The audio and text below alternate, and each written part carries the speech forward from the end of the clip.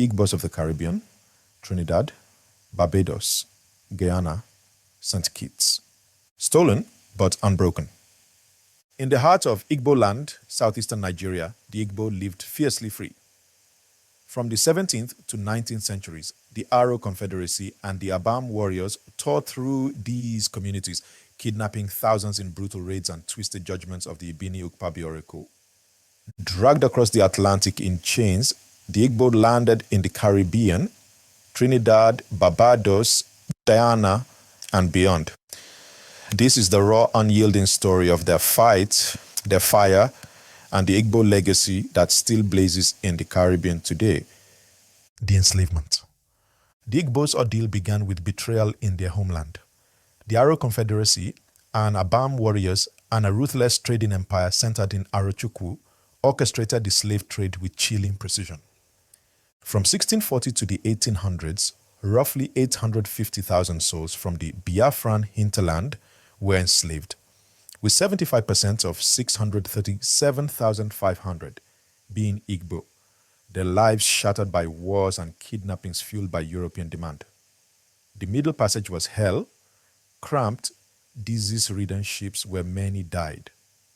Don't forget to like and share this post and subscribe to our channel.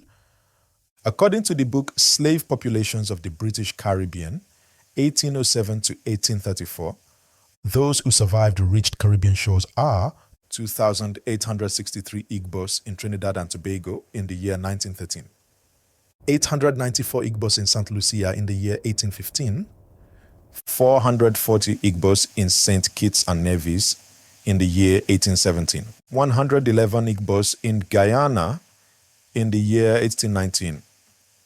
In Barbados, the Igbo numbers were uncounted. Forced into back-breaking labor on sugar and tobacco plantations, the Igbo refused to bend. Their defiance, rooted in Igbo land's fierce independence, sparked rebellions that shook the Caribbean and left a legacy that endures. These rebellions include the 1816 Bosa's Rebellion. In Barbados, the Igbo spirit roared through Busa. An enslaved driver believed to be Igbo, he led the island's fiercest uprising on Bailey's plantation in 1816. Busa rallied 400 enslaved people.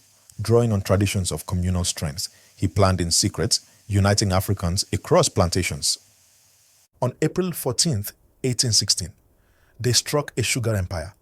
Although Busa fell in battle, his name became a war cry, his Igbo defiance etched into Barbados' soul. The maroon communities built by the Guyana and Jamaican Igbo runaways.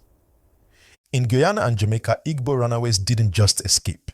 They built free worlds.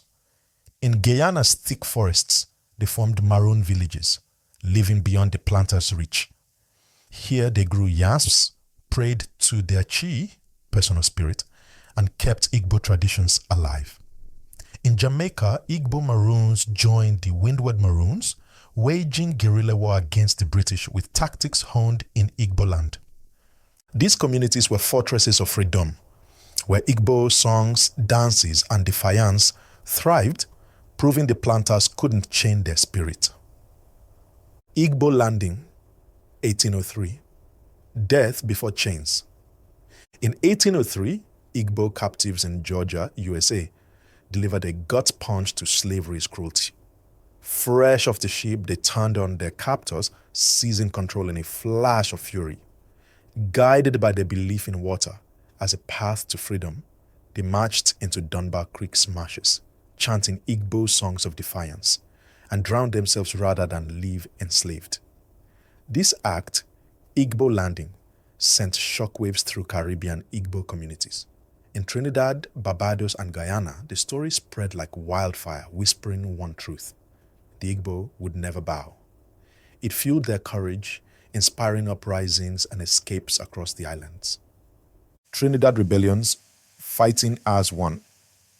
In Trinidad, the Igbo didn't just survive, they fought. In 1816, Igbo-led fighters in Trinidad's northern plantations struck hard, using guerrilla tactics honed in Igbo land to torch estates and demand freedom. Though planters crushed the revolt, the Igbos' fire burned on. uniting enslaved Africans and sowing seeds for emancipation. How the Igbos resisted and reshaped the Caribbean. Igbos were able to resist and reshape history through language.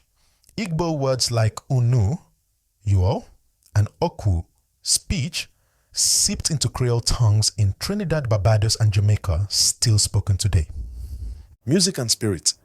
Igbo masquerades and call and response songs fueled calypso and obeah, their rhythms pulsing in Caribbean festivals.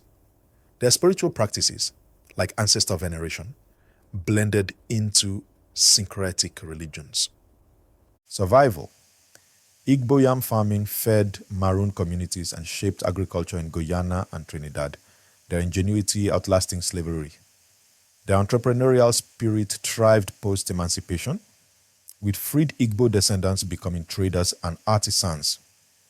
The Igbo spirit today can be seen in Tobago Heritage Festival, Trinidad and Tobago. Every July, Tobago ignites with Igbo-inspired masquerades and drumming. The Mento and Masquerade events, which bear a lot of similarities to Igbo Manwu tradition, it channels Igbo dance and rhythms, drawing thousands to celebrate a heritage that refused to die. Crop Over Festival, Barbados. Barbados' biggest festival, rooted in emancipation, honors Busa with cadument day parades and music echoing Igbo traditions.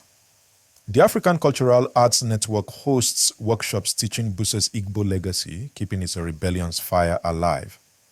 African Emancipation Day, Guyana.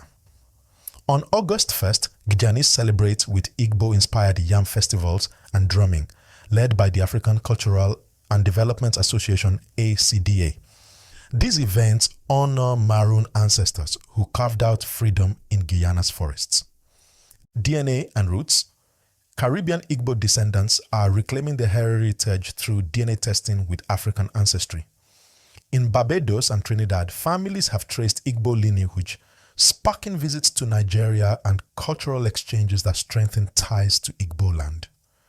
Today, in Tobago's masquerades, Barbados' crop over, Guyana's yam festivals, and Jamaica's cultural workshops, the Igbo spirit roars on. Descendants carry their ancestors' unyielding will, proving that the Igbo of the Caribbean are not just a memory, they are a living, unbreakable force. Want more untold stories? Hit that like, share, and hit the subscribe button as we uncover Africa's epic past. See you later.